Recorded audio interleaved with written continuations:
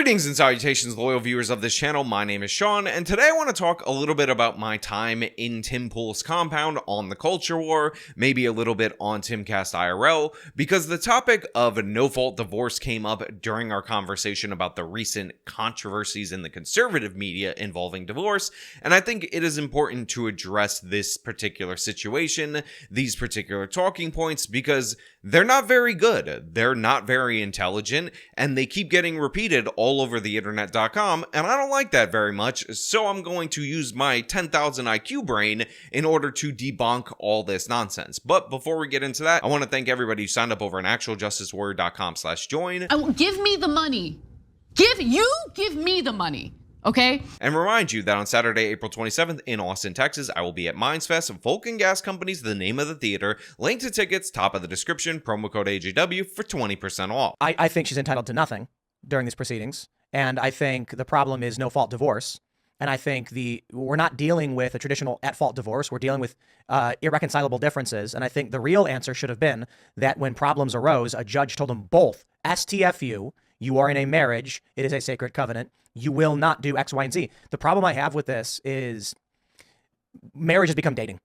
It's dating with like strings attached in the financial world after the fact. So this section of the conversation actually went viral independently from everything else, and it's because Tim took a very hard line and honestly a pretty absurd position on no-fault divorce, divorce in general, who should pay for a divorce, and all that, and I decided it's important for us to address it. However, I do want to point out that at the beginning of the clip, it starts with me saying she filed. This is in reference, unfortunately, to one of the topics that has been pushed out into the mainstream media, which is Steven Crowder and his divorce proceedings. However, 30 seconds prior to this, which is where they should have cut the clip, I actually give the full context of that, which really goes to show how ridiculous some of the conversations about no-fault divorce and who files and all that actually are. My point was that he has to pay her for, I believe she initiated the divorce.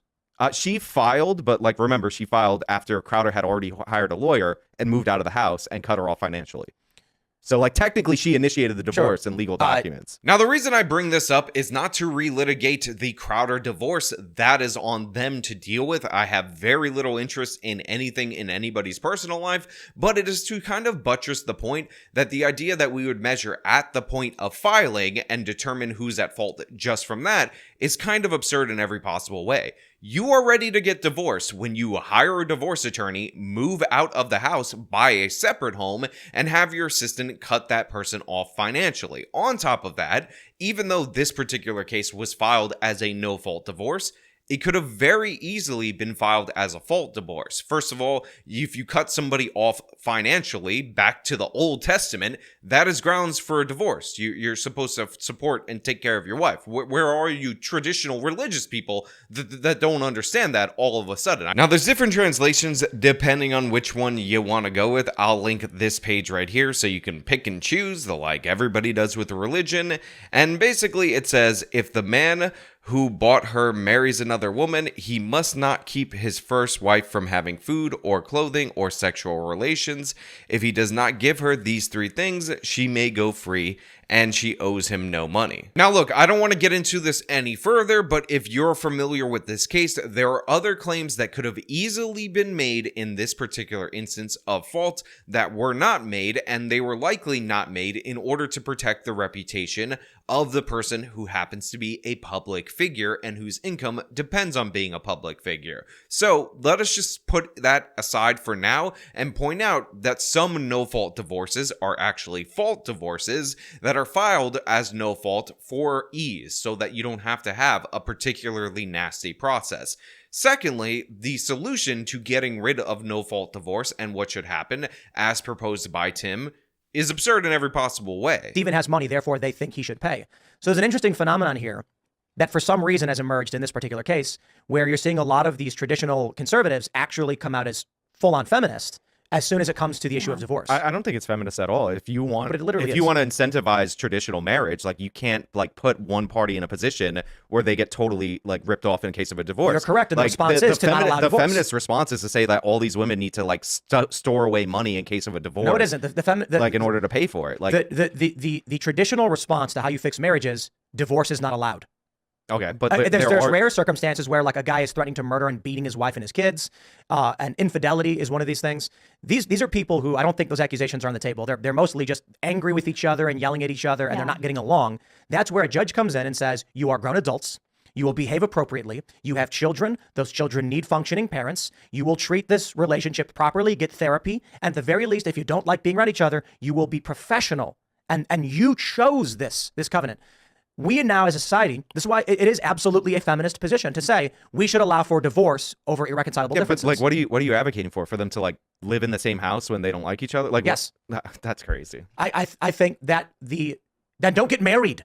Don't get married. This is what I'm saying. You don't have to get married. Nobody made them do it. They said, let's get married. And then 10 years later, they're like, I'm having fun. I quit. So in your like theory of like how this should work, like, so you should be able to theoretically, using an example very like not related to this at all. Like, let's say you're a media personality and you move out, buy a townhouse, and then you cut your wife off financially. Like, you should be able to do that. There should be no court redress for that. That's what happened in this case. So no, as long as you don't get divorced though. No, the judge will say, stop, you are married, STFU, you will both be in this house, you will raise your kids, you will stop fighting, and you will get therapy. If you don't want to get married, don't get married. You just said that you don't trust judges in the way that they handle people with money versus no money, and now you're like, the totally judge needs argument to assess whether or not you should live in the same house? That's completely irrelevant to the point that I'm making. So if you watch this whole culture war episode, one of the things that Tim asserted earlier on, and I referenced right there, is that he does not trust judges in order to admonish certain parties for bad behavior during legal proceedings. But in this particular instance, he trusts judges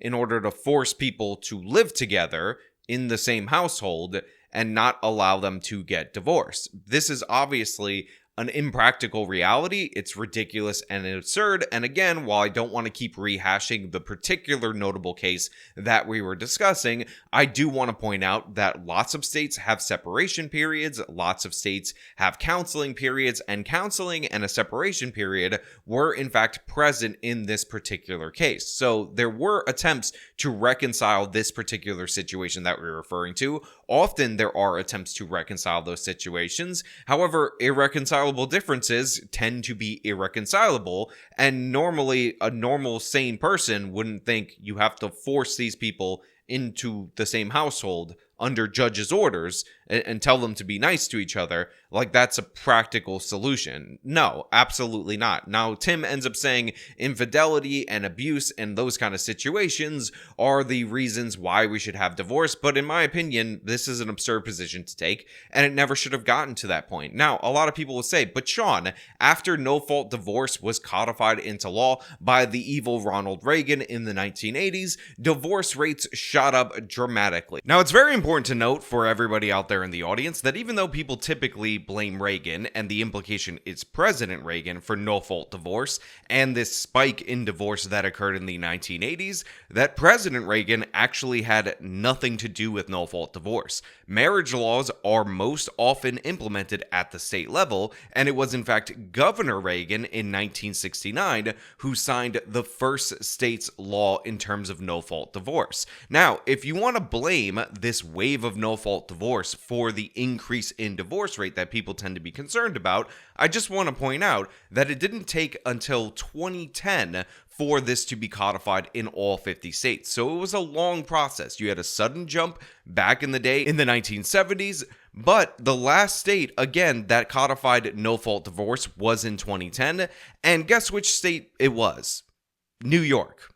New York State didn't have no-fault divorce until 2010. So you're going to make the argument that marriage was the most sacred in the state of New York, and that the divorce rates, which increased also in the state of New York, are due to no-fault divorce when they had that in 2010, not in 1969, not in the 1980s. Now look, I can easily break down the numbers and tell you that states that didn't have no-fault divorce tended to have about 30% more instances of domestic violence reported, which by the way could be because you have to allege something like that in order to get out of a divorce, and in reality actually had 10% more intermarriage homicides because that was seen as a way to get out of it and how that created those corrupt incentives. But I think the point is kind of clear when you realize that New York was the last holdout for no-fault divorce, and it's not like New York had the most sacred of sacred marriages. This is not being portrayed accurately by people in the media. It's just a fact. And it is, in fact, true that divorces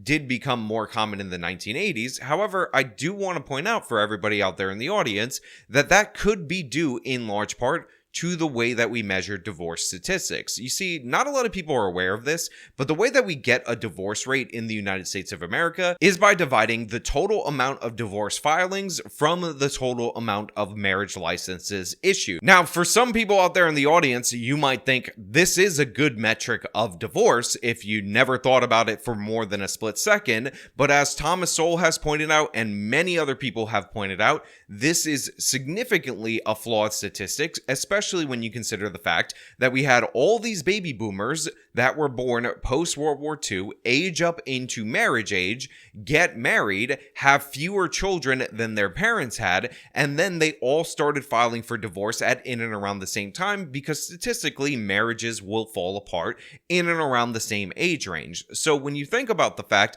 that we just have less people potentially to even get married up against more people potentially to even be able to file for divorce, it is likely that that 50% number that you've often seen quoted throughout your life is not really true. And in fact, conservative thinkers used to point this out. They used to highlight this because they believed that the reason they were using this manipulated statistic in order to talk about the divorce rate was to undercut the premise of marriage. Yet we have people on the right that are pro-marriage quoting this completely uncritically, despite the fact that the way it's measured doesn't actually measure the divorce rate. Again, if you have 10 times as many people that are already married against a much slimmer population, then you're just going to get a distorted statistic on the percentage of people that are being divorced. What you would need to do is track a group of married couples that are representative of the population over time, see when they file for divorce,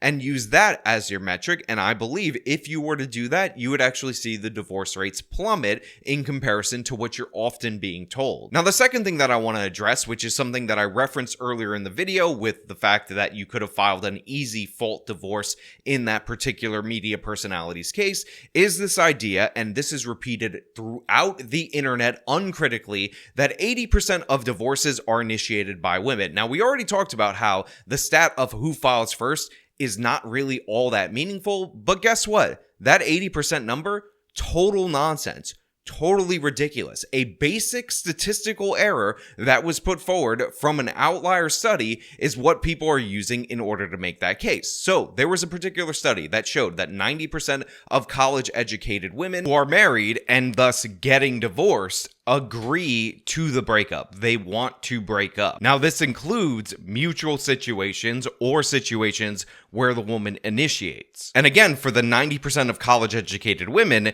it's not 90% of them file for divorce. They just agreed to the breakup. They wanted to break up. These could be mutual situations. In fact, we have percentage breakdowns of how many of them are mutual situations because this study doesn't measure who initiated the divorce. It measures which side, including both sides or one side, wants to end the relationship, wants to break up. Then, in that same study, it said overall women, not who filed for divorce, by the way, but actually wanted the breakup, is 69%. This also includes instances where the husband also wanted the breakup. Again, it's the blue chart right over there. For some ungodly reason, even though that 69% includes the 90% in this particular survey that were college educated, people decided to split the difference between about 70% and about 90%. By the way, no indication at all whatsoever that there were equal participants. In fact, the exact opposite of the case of college educated women and non-college educated women. And the difference turned out to be around 80%.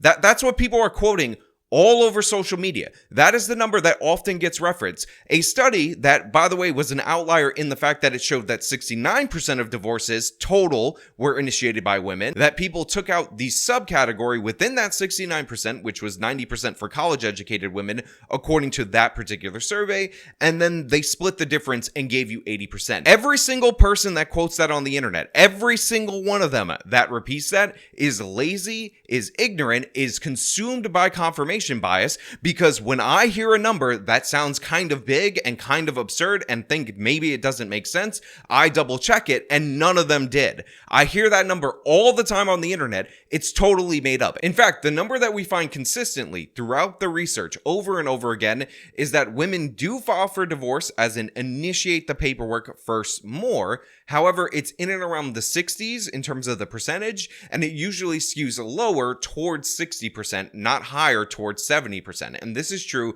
not only in the United States of America, but it's also true in the United Kingdom. So we have one outlier study where the 69% number is actually kind of high, that people have wildly misinterpreted and ended up splitting the difference to generate 80%. And all of these incurious, confirmation bias, absolute morons and goofs have been repeating it to you for years, despite the fact that this information is readily available to the public. Anybody can look it up. All you have to do is wonder, which particular study are these people referring to, and think to yourself, that sounds kind of high. 80% sounds kind of ridiculous. The reason you got so much pushback is because, like, the practical reality is that a lot of people on the right are pushing for a more traditional, like, stay-at-home, like, kind of marriage situation. Now I'm getting married, but my fiance is gonna make pretty good money. Like, she's currently working on her career and all that.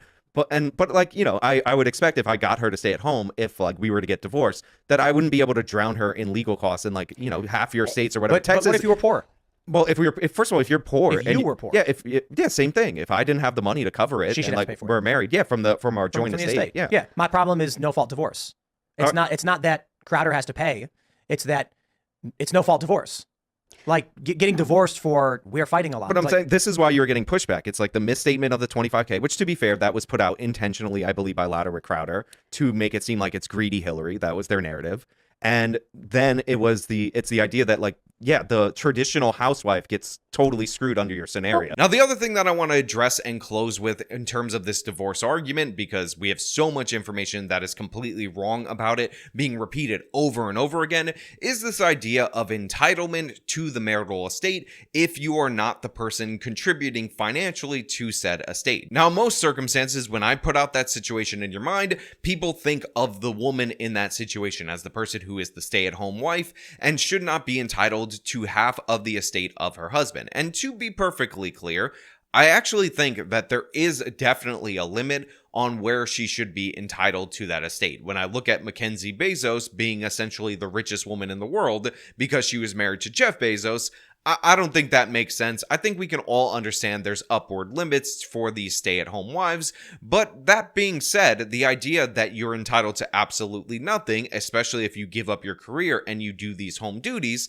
is ridiculous and absurd in every possible way. First and foremost, men earn more money, it's just factual, when they get married. Women earn more money when they're single, but men actually become better people when they're married. That's one of the reasons why I support marriage. Secondly, you have a bunch of different situations, and I will reference the notable media figure situation and my own personal situation, where you have a startup investment situation from the partner that is not earning the money, and in reality, if this was an investment in the traditional sense, they would be entitled to some of the assets of that. So in the Crowder situation, which again, I'm trying to touch on as minimally as possible, Hillary made more money than Stephen. She ended up, at his request, leaving her job in order to be the stay-at-home wife. But to be clear, she is listed as a co-founder of Louderwick Crowder, the company, the business that would eventually grow into the successful behemoth that it actually is. Now, you could make the case that it could have been any person or whatever that substituted for her.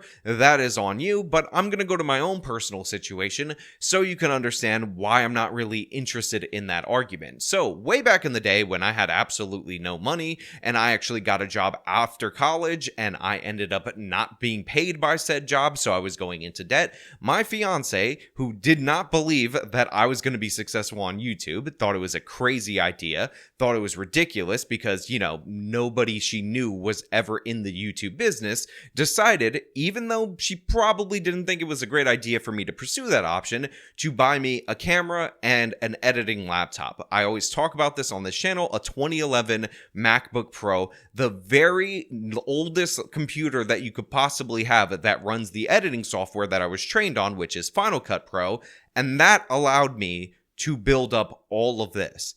That allowed me to build this entire channel. The fact that she believed enough or at least believed in me enough, even if she didn't believe in the idea, to contribute to that when she had no money either. And that's the reason I'm sitting in front of you right now. And my industry is very much timing based. The fact is, if I would have started a little bit later, it would have been significantly harder. Who knows if I would have given up? Who knows if I would have ever started, because I was in such crippling debt before I got this equipment and I had no excuses but to put in the work. So if you ask me whether or not my fiance is entitled to the estate that is created by this particular channel, I'd say 100%. And she only put in, we're talking maybe a $500 investment total, and she doesn't do work behind the scenes like somebody else's wife did for the company in order to make this functioning. But that initial investment is what leads me to be right here. Now look, you could say I'm the smart one, I'm the one who produces the content that you like and all that, but the fact of the matter is a lot of this industry is based on timing, and her helping me at that moment, at that time, even though it probably cost her something like $500 to $600